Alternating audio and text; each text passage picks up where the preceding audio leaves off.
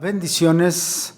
Continuamos con este trabajo. En el video pasado hablamos acerca de la ofrenda, una de las ofrendas de las cuales habla el Señor, la ofrenda de los holocaustos.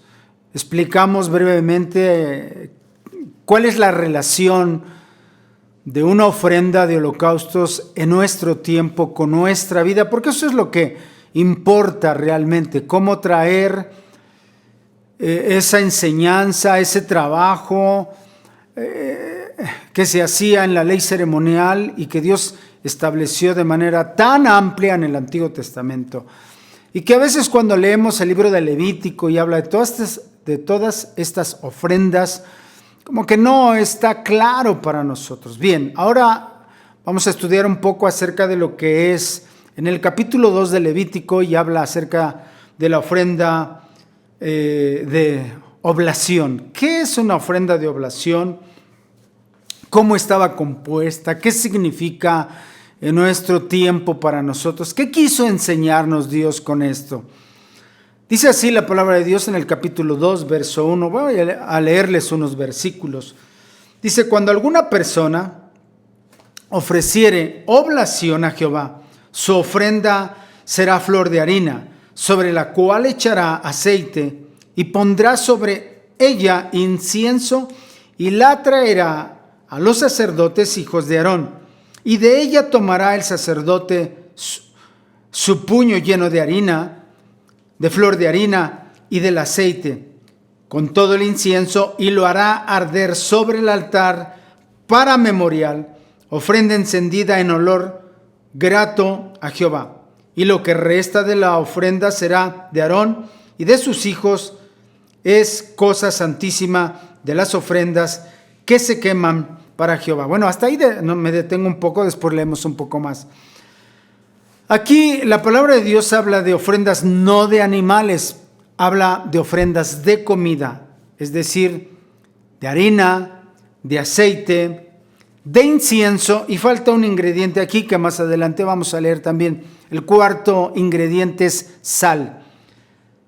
La harina es un tipo de la palabra, el aceite obviamente es un tipo del Espíritu Santo, y el aceite es utilizado tanto dentro de la harina, es decir, incorporado, y también untado. Entonces nos habla de que el Espíritu Santo dentro de nosotros y encima de nosotros, es decir, cubriéndonos totalmente y dentro de nosotros debe de estar.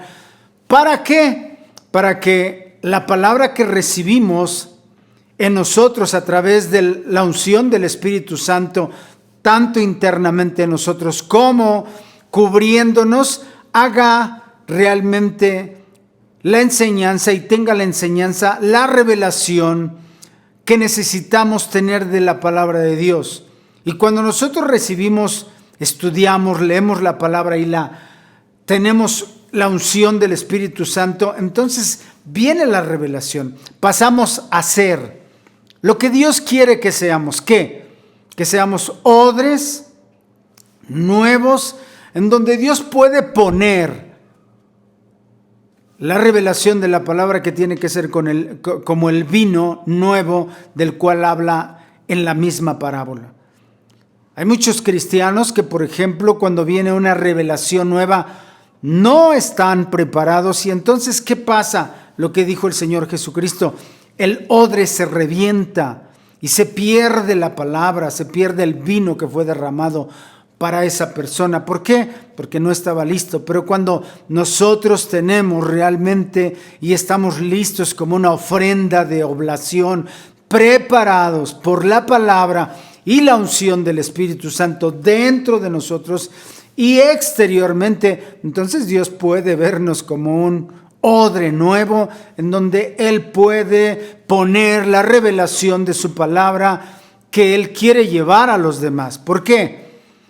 Porque es a través de esta manera de cómo Dios llega a su pueblo con unciones frescas, con palabras frescas, con revelación fresca, que cambie el corazón de la gente, porque esa es realmente la intención de Dios, de que seamos cambiados a través de la palabra que Él viene a poner en nuestro corazón. La palabra nos transforme.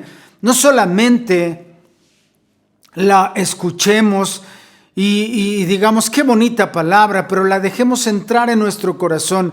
Y ahí donde está la palabra viviente, el verbo viviente que es Jesucristo en nuestro interior, entonces empiece a obrar y empiece a ver los cambios necesarios que Dios desea establecer en nosotros, llevarnos a prosperar, a caminar, a crecer en la estatura del varón perfecto.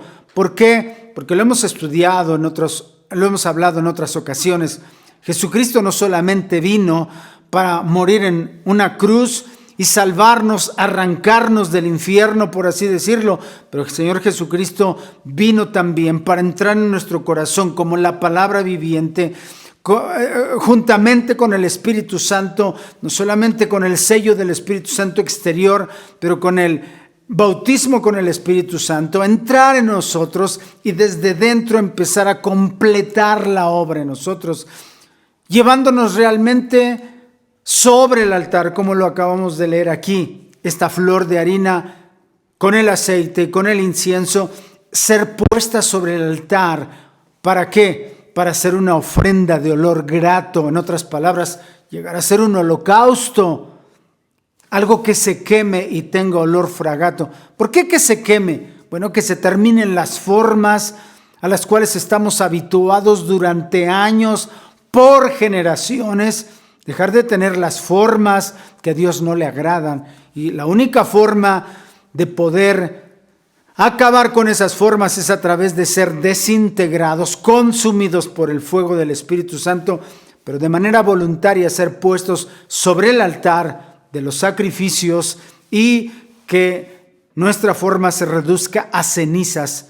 Y por el otro lado, más adelante también podemos leer que dice aquí en el capítulo 4, cuando ofrecieres ofrenda cocida en horno, será de tortas de flor de harina, sin levadura, amasadas con aceite, y hojaldres sin levadura, untadas con aceite. Aquí encontramos, por un lado, que estas tortas, hojaldras, por un lado eran amasadas con aceite, es decir, el aceite que es el Espíritu Santo mezclado en nosotros, dentro de nosotros, pero por el otro lado también untados con aceite.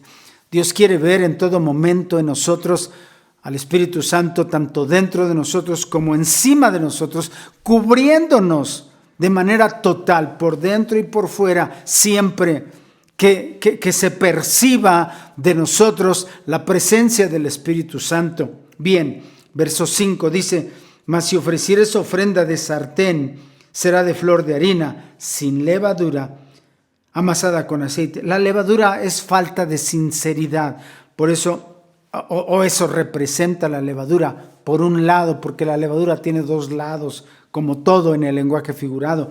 Entonces dice el Señor, en este caso, sin levadura. ¿Por qué? Quiere que vengamos a Él con toda sinceridad. Verso 6, la cual dice, verso 5, mas si ofrecieres ofrenda de sartén, será de flor de harina, sin levadura, amasada con aceite. Ok, aquí tenemos dos tipos de ofrenda diferente. Por un lado, la ofrenda que se cocinaba dentro de un horno, y la ofrenda que era puesta encima de un sartén.